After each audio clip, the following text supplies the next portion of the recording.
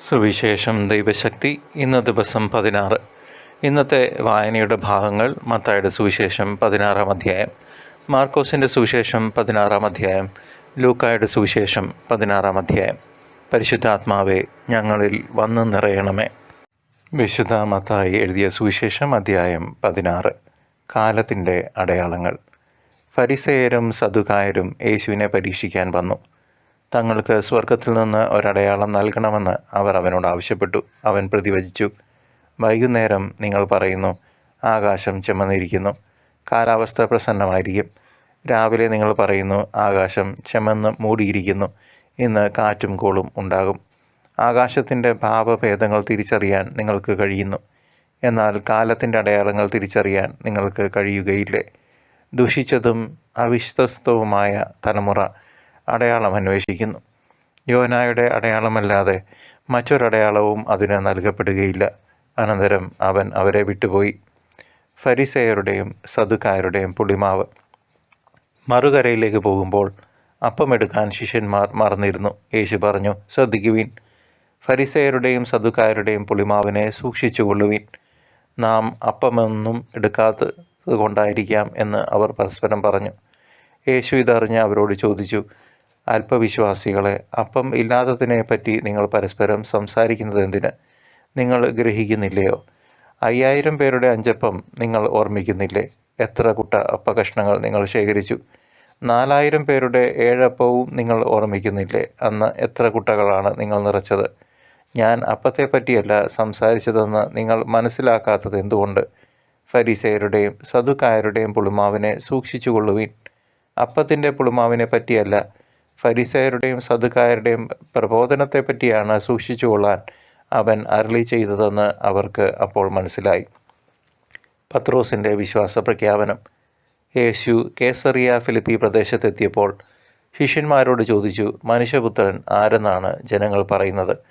അവർ പറഞ്ഞു, ചിലർ സ്നാപയോഹന്നാൻ എന്നും മറ്റു ചിലർ ഏലിയ എന്നും വേറെ ചിലർ ജെറേമിയ അല്ലെങ്കിൽ പ്രവാചകന്മാരിൽ ഒരുവൻ എന്നും പറയുന്നു. അവൻ അവരോട് ചോദിച്ചു, എന്നാൽ ഞാൻ ആരെന്നാണ് നിങ്ങൾ പറയുന്നത്? ശിമയോൻ പത്രോസ് പറഞ്ഞു, നീ ജീവനുള്ള ദൈവത്തിൻ്റെ പുത്രനായ ക്രിസ്തുവാണ്. യേശു അവനോട് അരുളി ചെയ്തു, യോനായുടെ പുത്രനായ ശിമയോനെ, നീ ഭാഗ്യവാൻ. മാംസരക്തങ്ങളല്ല, സ്വർഗസ്ഥനായ എൻ്റെ പിതാവാണ് നിനക്ക് ഇത് വെളിപ്പെടുത്തി തന്നത്. ഞാൻ നിങ്ങളോട് പറയുന്നു, നീ പത്രോസാണ്. ഈ പാറമേൽ എൻ്റെ സഭ ഞാൻ സ്ഥാപിക്കും. നരക കവാടങ്ങൾ അതിനെതിരെ പ്രബലപ്പെടുകയില്ല. സ്വർഗരാജ്യത്തിൻ്റെ താക്കോലുകൾ നിനക്ക് ഞാൻ തരും. നീ ഭൂമിയിൽ കെട്ടുന്നതെല്ലാം സ്വർഗത്തിലും കെട്ടപ്പെട്ടിരിക്കും. നീ ഭൂമിയിൽ അഴിക്കുന്നതെല്ലാം സ്വർഗത്തിലും അഴിക്കപ്പെട്ടിരിക്കും. അനന്തരം അവൻ താൻ ക്രിസ്തുവാണെന്ന് ആരോടും പറയരുതെന്ന് ശിഷ്യന്മാരോട് കൽപ്പിച്ചു. പീഡാനുഭവവും ഉത്ഥാനവും. 1-ാം പ്രവചനം. അപ്പോൾ മുതൽ യേശു തനിക്ക് ജെറുസലേമിലേക്ക് പോകേണ്ടിയിരിക്കുന്നുവെന്നും ശ്രേഷ്ഠന്മാരിൽ നിന്നും പ്രധാന പുരോഹിതന്മാരിൽ നിന്നും നിയമജ്ഞരിൽ നിന്നും വളരെയേറെ സഹിക്കേണ്ടി വരുമെന്നും താൻ വധിക്കപ്പെടുമെന്നും എന്നാൽ 3-ാം ദിവസം ഉയർപ്പിക്കപ്പെടുമെന്നും ശിഷ്യന്മാരെ അറിയിച്ചു തുടങ്ങി. പത്രോസ് അവനെ മാറ്റി നിർത്തി തടസ്സം പറയാൻ തുടങ്ങി. ദൈവം കനിയട്ടെ, കർത്താവെ, ഇതൊരിക്കലും നിനക്ക് സംഭവിക്കാതിരിക്കട്ടെ. യേശു തിരിഞ്ഞ് പത്രോസിനോട് പറഞ്ഞു, സാത്താനെ, എൻ്റെ മുൻപിൽ നിന്ന് പോകൂ. നീ എനിക്ക് പ്രതിബന്ധമാണ്. നിൻ്റെ ചിന്ത ദൈവികമല്ല, മാനുഷികമാണ്. യേശു ശിഷ്യന്മാരോട് അരുളി ചെയ്തു, ആരെങ്കിലും എന്നെ അനുഗമിക്കാൻ ആഗ്രഹിക്കുന്നെങ്കിൽ അവൻ തന്നെ പരിത്യജിച്ച് തൻ്റെ കുരിശുമെടുത്ത് എന്നെ അനുഗമിക്കട്ടെ. സ്വന്തം ജീവൻ രക്ഷിക്കുവാൻ ആഗ്രഹിക്കുന്നവൻ അത് നഷ്ടപ്പെടുത്തും. എന്നാൽ ആരെങ്കിലും എനിക്ക് വേണ്ടി സ്വജീവൻ നഷ്ടപ്പെടുത്തിയാൽ അവൻ അത് കണ്ടെത്തും. ഒരുവൻ ലോകം മുഴുവൻ നേടിയാലും സ്വന്തം ആത്മാവിനെ നഷ്ടപ്പെടുത്തിയാൽ അവന് എന്ത് പ്രയോജനം? ഒരുവൻ സ്വന്തം ആത്മാവിന് പകരമായി എന്തു കൊടുക്കും? മനുഷ്യപുത്രൻ സ്വപിതാവിൻ്റെ മഹത്വത്തിൽ തൻ്റെ ദൂതന്മാരോടൊത്ത് വരാനിരിക്കുന്നു. അപ്പോൾ അവൻ ഓരോരുത്തർക്കും താന്താന്തങ്ങളുടെ പ്രവൃത്തികൾക്കനുസരിച്ച് പ്രതിഫലം നൽകും. മനുഷ്യപുത്രൻ തൻ്റെ രാജ്യത്തിൽ വരുന്നത് ദർശിക്കുന്നതിന് മുമ്പ് ഇവിടെ നിൽക്കുന്നവരിൽ ചിലർ മരിക്കുകയില്ലെന്ന് സത്യമായി ഞാൻ നിങ്ങളോട് പറയുന്നു. മാർക്കോസിൻ്റെ സുവിശേഷം 16-ാം അധ്യായം. യേശുവിൻ്റെ പുനരുത്ഥാനം. സാബത്ത് കഴിഞ്ഞപ്പോൾ മഗ്ദലേന മറിയവും യാക്കോബിൻ്റെ അമ്മയായ മറിയവും സലോമിയും അവനെ അഭിഷേകം ചെയ്യുന്നതിനു വേണ്ടി സുഗന്ധദ്രവ്യങ്ങൾ വാങ്ങി. ആഴ്ചയുടെ ആദ്യ ദിവസം അതിരാവിലെ സൂര്യൻ ഉദിച്ചപ്പോൾ തന്നെ അവർ ശവകുടീരത്തിലേക്ക് പോയി. അവർ തമ്മിൽ പറഞ്ഞു, ആരാണ് നമുക്ക് വേണ്ടി ശവകുടീരത്തിൻ്റെ വാതിൽക്കൽ നിന്ന് കല്ല് ഉരുട്ടി മാറ്റുക. എന്നാൽ അവർ നോക്കിയപ്പോൾ ആ കല്ല് ഉരുട്ടി മാറ്റിയിരിക്കുന്നു. അത് വളരെ വലുതായിരുന്നു താനും. അവർ ശവകുടീരത്തിനുള്ളിൽ പ്രവേശിച്ചപ്പോൾ വെള്ളവസ്ത്രം ധരിച്ച ഒരു യുവാവ് വലത്ത് ഭാഗത്തിരിക്കുന്നത് കണ്ടു. അവർ വിസ്മയിച്ചു പോയി. അവൻ അവരോട് പറഞ്ഞു, നിങ്ങൾ അത്ഭുതപ്പെടേണ്ട. കുരിശിൽ തറയ്ക്കപ്പെട്ട നസറായനായ യേശുവിനെ നിങ്ങൾ അന്വേഷിക്കുന്നു. അവൻ ഉയർപ്പിക്കപ്പെട്ടിരിക്കുന്നു. അവൻ ഇവിടെയില്ല. നോക്കൂ, അവർ അവനെ സംസ്കരിച്ച സ്ഥലം. നിങ്ങൾ പോയി അവൻ്റെ ശിഷ്യന്മാരോടും പത്രോസിനോടും പറയുക, അവൻ നിങ്ങൾക്ക് മുമ്പേ ഗലീലയിലേക്ക് പോകുന്നു. അവൻ നിങ്ങളോട് പറഞ്ഞിരുന്നത് പോലെ അവിടെ വെച്ച് നിങ്ങൾ അവനെ കാണും. അവർ ശവകുടീരത്തിൽ നിന്ന് പുറത്തിറങ്ങി ഓടി.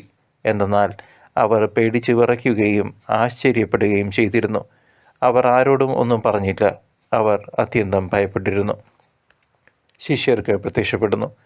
ആഴ്ചയുടെ 1-ാം ദിവസം രാവിലെ ഉയർത്തെഴുന്നേറ്റത്തിന് ശേഷം യേശു ആദ്യം മഗ്ദലേന മറിയത്തിന് പ്രത്യക്ഷപ്പെട്ടു.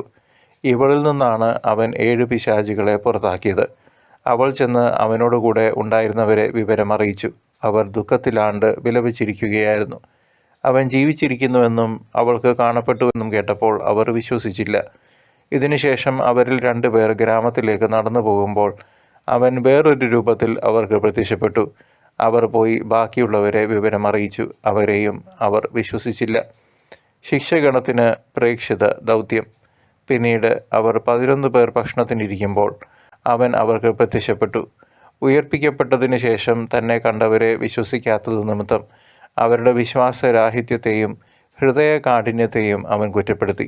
അവൻ അവരോട് പറഞ്ഞു, നിങ്ങൾ ലോകമെങ്ങും പോയി എല്ലാ സൃഷ്ടികളോടും സുവിശേഷം പ്രസംഗിക്കുവിൻ. വിശ്വസിച്ച് സ്നാനം സ്വീകരിക്കുന്നവൻ രക്ഷിക്കപ്പെടും, വിശ്വസിക്കാത്തവൻ ശിക്ഷിക്കപ്പെടും. വിശ്വസിക്കുന്നവരോടുകൂടെ ഈ അടയാളങ്ങൾ ഉണ്ടായിരിക്കും. അവർ എൻ്റെ നാമത്തിൽ പിശാചുകളെ ബഹിഷ്കരിക്കും, പുതിയ ഭാഷകൾ സംസാരിക്കും, അവർ സർപ്പങ്ങളെ കയ്യിലെടുക്കും, മാരകമായ എന്ത് കുടിച്ചാലും അത് അവരെ ഉപദ്രവിക്കുകയില്ല. അവർ രോഗികളുടെ മേൽ കൈകൾ വയ്ക്കും, അവർ സുഖം പ്രാപിക്കുകയും ചെയ്യും. യേശുവിൻ്റെ സ്വർഗാരോഹണം.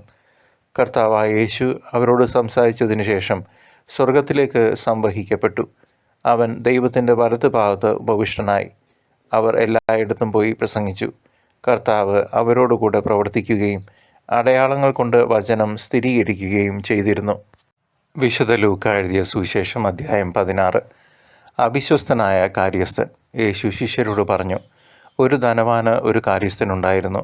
അവൻ സ്വത്ത് ദുർവ്യയം ചെയ്യുന്നുവെന്ന് യജമാനന് പരാതി ലഭിച്ചു. യജമാനൻ അവനെ വിളിച്ചു ചോദിച്ചു, നിന്നെപ്പറ്റി ഞാൻ കേൾക്കുന്നത് എന്താണ്? നിന്റെ കാര്യസ്ഥയുടെ കണക്ക് ബോധിപ്പിക്കുക. മേലിൽ നീ കാര്യസ്ഥനായിരിക്കാൻ പാടില്ല.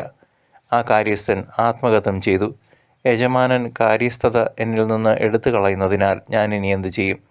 കിളയ്ക്കാൻ എനിക്ക് ശക്തിയില്ല, ഭിക്ഷയാചിക്കാൻ ലജ്ജ തോന്നുന്നു. എന്നാൽ യജമാനൻ കാര്യസ്ഥത എന്നിൽ നിന്ന് എടുത്തു കളയുമ്പോൾ ആളുകൾ തങ്ങളുടെ വീടുകളിൽ എന്നെ സ്വീകരിക്കേണ്ടതിന് എന്തു ചെയ്യണമെന്ന് എനിക്കറിയാം. യജമാനിൽ നിന്ന് കടം വാങ്ങിയവർ ഓരോരുത്തരെ അവൻ വിളിച്ചു. ഒന്നാമനോട് അവൻ ചോദിച്ചു, നീ എൻ്റെ യജമാനന് എന്ത് കൊടുക്കാനുണ്ട്?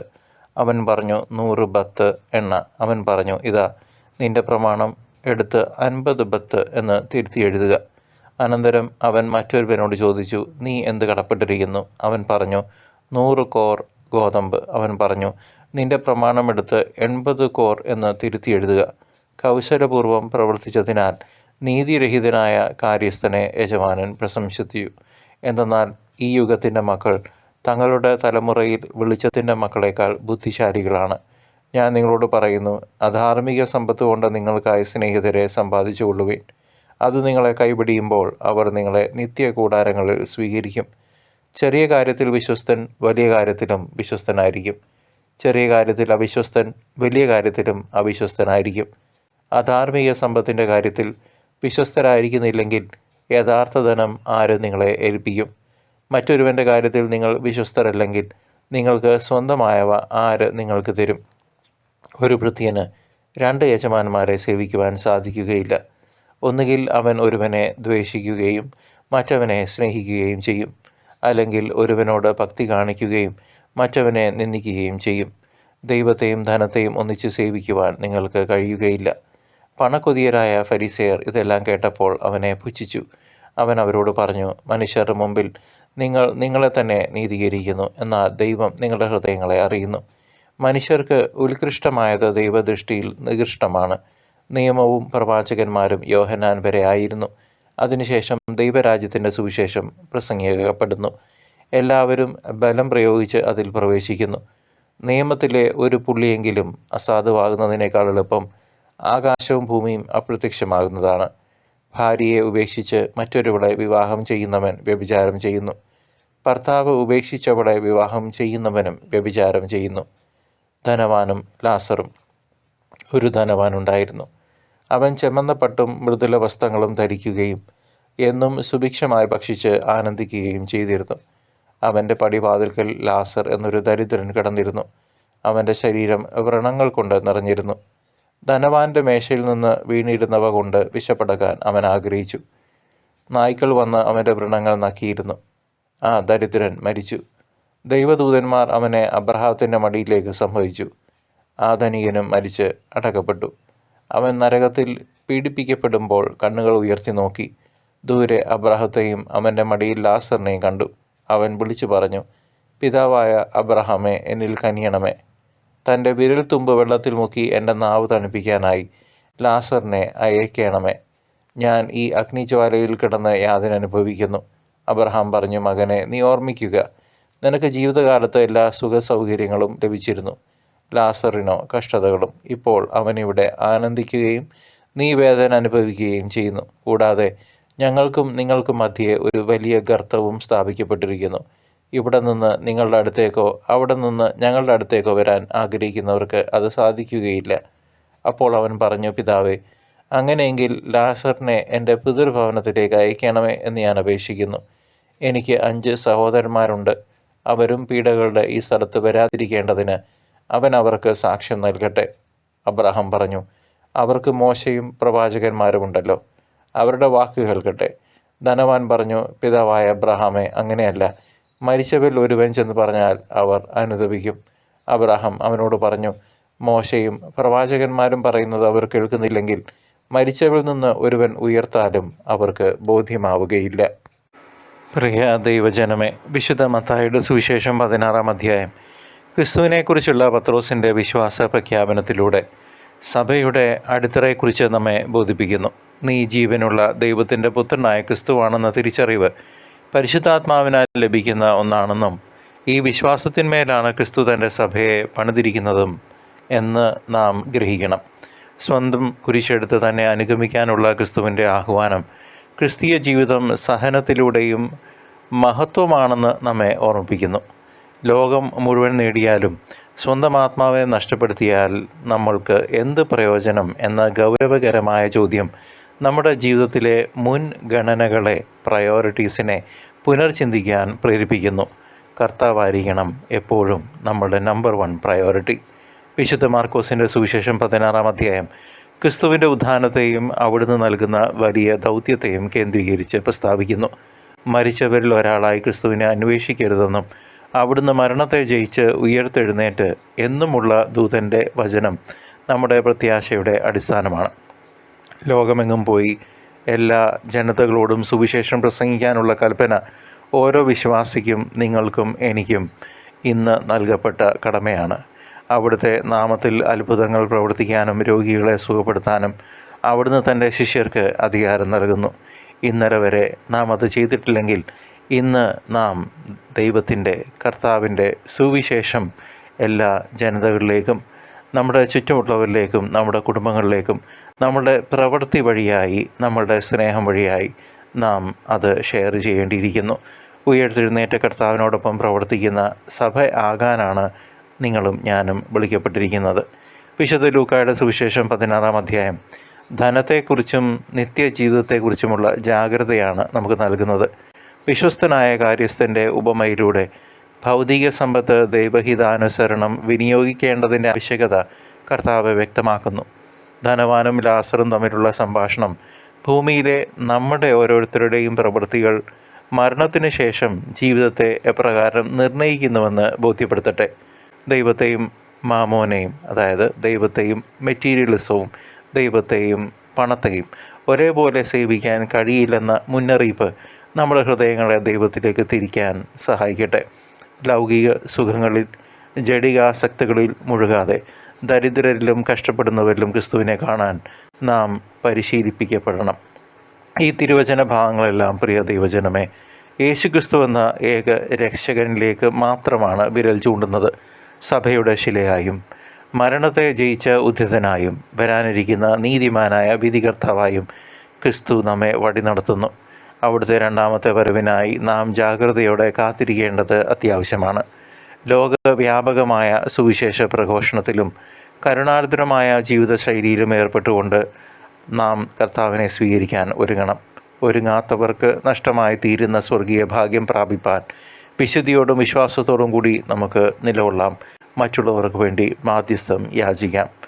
അബ്രഹാത്തിൻ്റെയും ഇസഹാക്കിൻ്റെയും യാക്കോബിൻ്റെയും ദൈവം തൻ്റെ തിരുക്കുമാരൻ്റെ തിരുരക്തത്താൽ നിങ്ങളെയും നിങ്ങളുടെ കുടുംബാവസ്ഥയെയും കഴുകി വിശുദ്ധീകരിച്ച് പരിശുദ്ധാത്മാഭിഷേകത്താൽ നിറയ്ക്കട്ടെ.